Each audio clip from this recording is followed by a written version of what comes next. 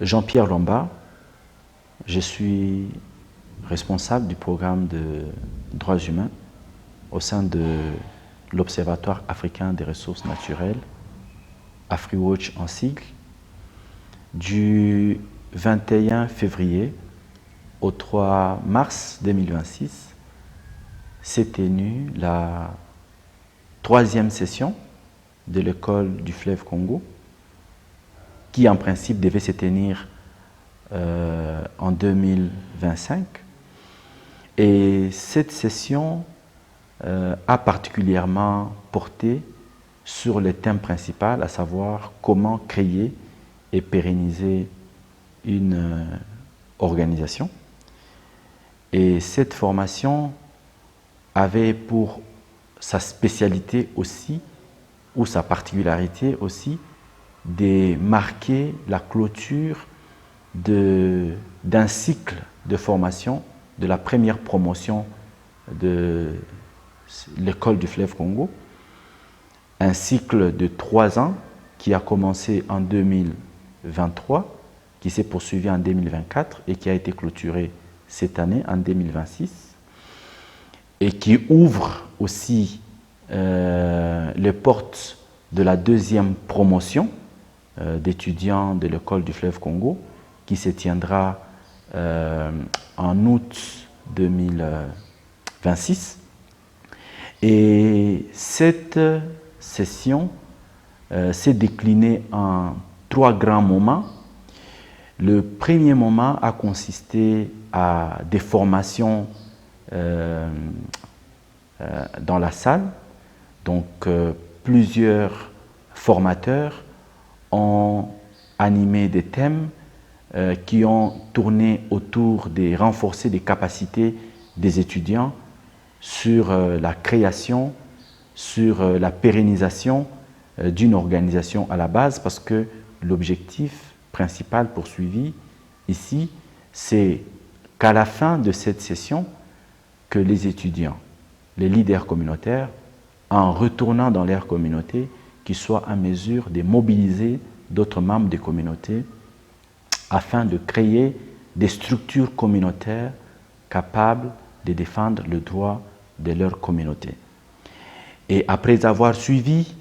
un cursus de 3 ans de formation, soit de 2023, passant en 2024 jusqu'en 2026, ces étudiants ont acquis des compétences nécessaires, des notions nécessaires qu'ils ont d'ailleurs démontrées lors de la première, tout comme de la 2e, ainsi que de cette session de clôture, des compétences qui aujourd'hui leur permettront, comme je l'ai dit, en rentrant au sein de leur communauté, de créer un mouvement communautaire, de créer des structures communautaires capables de défendre et de promouvoir le droit de leur communauté, le droit des communautés qui sont autour des projets des ressources naturelles. Le 2e moment, c'est un moment qui a aussi été marqué par des descentes sur terrain qui avait pour objectif ici de permettre aux étudiants de concilier la théorie à la pratique. Et ces moments s'est caractérisé par des rencontres avec des services étatiques, des rencontres avec des ONG, des rencontres aussi avec d'autres acteurs qui accompagnent le travail des leaders communautaires à la base. Et ces moments s'est passé à Lubumbashi, où les étudiants ont rencontré des cabinets d'avocats, d'ONG ainsi que des services étatiques. C'était important pour ces étudiants de comprendre, d'aller puiser dans la connaissance, dans l'expérience d'autres ONG existants, de comprendre d'abord le fonctionnement des organisations, de comprendre aussi les défis que traversent ces organisations, puisqu'ils sont appelés aussi à leur tour d'aller mobiliser d'autres membres des communautés dans la perspective d'avoir des structures communautaires dont il était nécessaire pour eux de comprendre un peu les enjeux autour de l'organisation, autour du fonctionnement, aussi autour de la pérennisation d'une organisation. Voilà pourquoi ils ont rencontré les membres d'autres ONG des droits de l'homme. Il était utile aussi de comprendre, puisque dans leur travail qu'ils sont appelés à faire, ils doivent nouer des partenariats avec d'autres structures étatiques dans les secteurs extractifs. Donc il était nécessaire qu'ils rencontrent notamment les responsables des services tels que la DPM, l'ACE et la division des mines, mais aussi puisqu'ils doivent travailler avec d'autres structures qui accompagnent le travail des communautés, notamment des cabinets d'avocats. Donc il était nécessaire aussi de rencontrer notamment les cabinets Moon Consulting, qui est spécialisé dans l'accompagnement judiciaire et juridique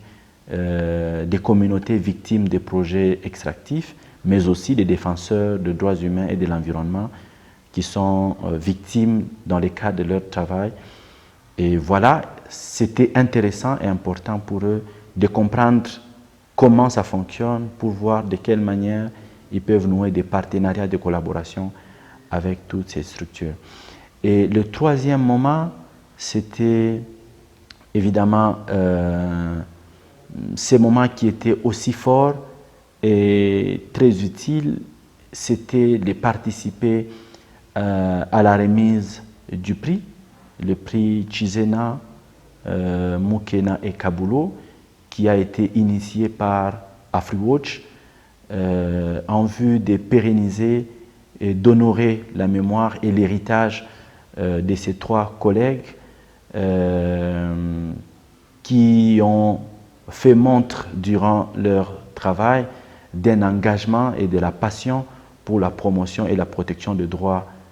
des communautés locales. Et donc, il était nécessaire et un devoir pour AfriWatch de pérenniser leur mémoire,